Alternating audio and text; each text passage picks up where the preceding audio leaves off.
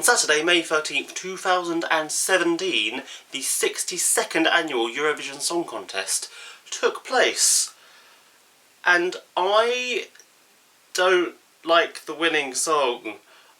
I'm sorry. But let's back up. There is a lot more to discuss about this year's Festival of Cannes than the fact that Portugal won with a song that I think is incredibly dull. It's just plain, it's boring, and it won with like 726 odd points. If you've been following me on Twitter, then you will know that my favourite acts this year were Australia, Sweden, obviously, and, quite surprisingly, the United Kingdom. Our Lucy Jones sent a bloody good song. Right until the point that she started rehearsing in Kiev, I was of the opinion that she had a phenomenal voice, but the song just really wasn't the right fit. But the BBC really pulled out all the stops. They went above and beyond to make Lucy's performance look and sound utterly phenomenal. I was pretty damn sure that we were going to end up top 10. That's how confident I was in our song.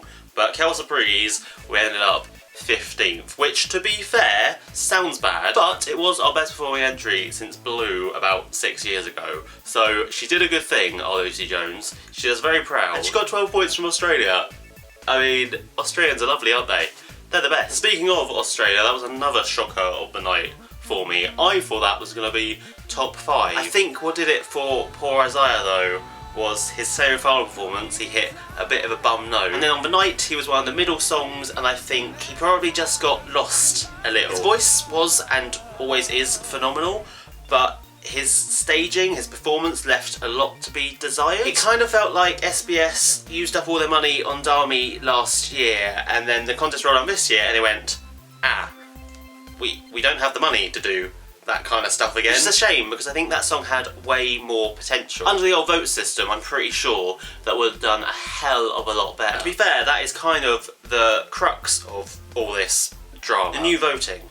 It's A, phenomenal, B, a little bit confusing, and C, makes for an incredibly dramatic evening. Not to say I don't like the new system, that is, I think it's brilliant, but it makes it unpredictable. Going into the contest, Italy was the favourite, Occidalitantes Colma, the Italian one, the one with the dancing ape.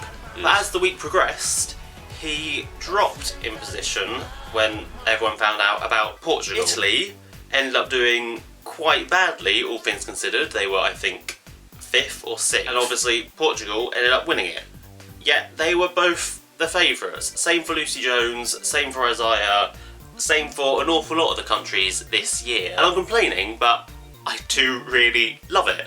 I love it because it is so dramatic, it is proper heart-in-mouth kind of stuff, cut the tension with a knife. But it means that the contest isn't always going to go the way that you predict it to, and that every so often a rogue winner is going to emerge. Jamala last year being quite a good example. She was second in both the televote and the jury vote, and she ended up winning it. Which is fine, I guess, because it's Eurovision, you can't please everyone. If anything, this is a more fair representation of how nations are voting. But the cynic in me liked the old system.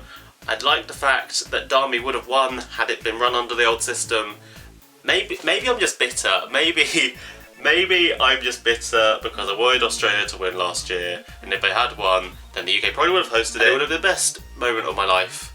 Maybe that's it. Maybe I'm just a cynical old man. And last but not least, I would like to give an honourable mention to an act that I thought was robbed of a place in the final. This act got 1 solitary point in their semi-final heat. They were represented by a lady who had participated for them 3 times previous, known as the Queen of Eurovision. It's San Marino. Valentina Monetta, this time with her mate Jamie Wilson.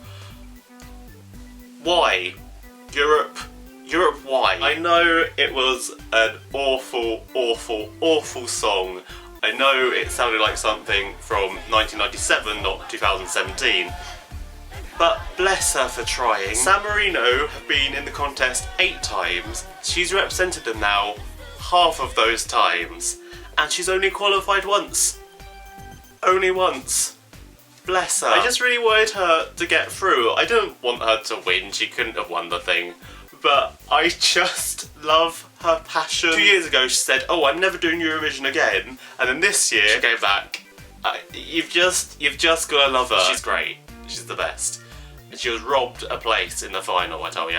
Robbed. That's what I thought about the contest, but what about you? Did you think the right person won? Was it a deserved win, or should someone else have taken the crown instead? Let me know down below in the comments. And as always, if you like this, leave it a thumbs up, hit subscribe for more, and I will see you next time. That is not my outro. K thanks, K bye. There you go.